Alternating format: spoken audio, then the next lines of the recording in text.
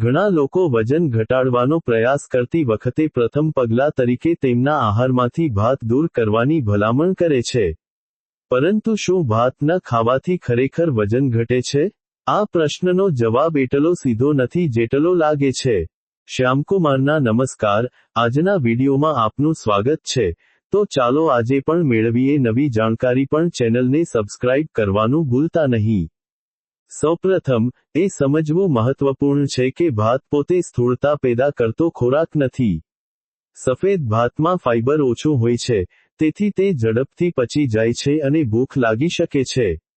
વારંવાર અથવા વધુ માત્રામાં ભાત ખાવાથી કેલરીનું પ્રમાણ વધે છે, જે લાંબા ગાળે વજનમાં વધારો કરી શકે છે. જો કે, જો ભાત સંતુલિત માત્રામાં અને યોગ્ય રીતે ખાવામાં આવે, તો તે વજનમાં વધારો કરતું નથી. ભાતને સંપૂર્ણપણે ખાવાનું બંધ કરવાથી કાર્બોહાઈડ્રેટની ઉણપ થઈ શકે છે. નિષ્ણાતો કહે છે કે ભાતને સંપૂર્ણપણે છોડી દેવાથી કાર્બોહાઈડ્રેટની ઉણપ થઈ શકે છે, જેના કારણે થાક, ચીડિયાપણું અને ઉર્જાનું સ્તર ઓછું થઈ શકે છે. તેના બદલે, ભાત ખાવાની માત્રા અને ગુણવત્તાને નિયંત્રિત કરવી વધુ ફાયદાકારક છે. ઉદાહરણ તરીકે, બ્રાઉન રાઈસ, લાલ ચોખા અથવા હાથથી પીસેલા ચોખામાં ફાઇબર વધુ હોય છે, જે તમને લાંબા સમય સુધી પેટ ભરેલું રાખે છે અને બ્લડ સુગરને સ્થિર રાખે છે. આ વધુ પડતું ખાવાની શક્યતા ઘટાડે છે અને વજન નિયંત્રણ જાળવવામાં મદદ કરે છે. તમારા આહારને સંતુલિત કરવો વધુ ફાયદાકારક છે. વજન ઘટાડવા માટે, તમારી પ્લેટને સંતુલિત કરવી એ ભાતને દૂર કરવા કરતાં વધુ અસરકારક છે.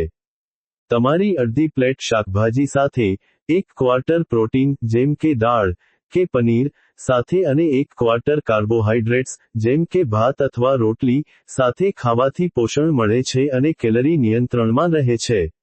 વધુમાં, રાત્રે મોટી માત્રામાં ભાત ખાવાનું ટાળો, કારણ કે રાત્રે ચયાપચય ધીમો પડી જાય છે. શ્યામકુમારના નમસ્કાર. આજના વિડીયોમાં આપનું સ્વાગત છે.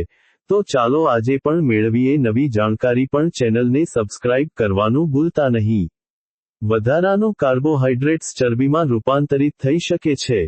ફક્ત ભાત ટાળવાથી વજન ઘટાડી શકાતું નથી.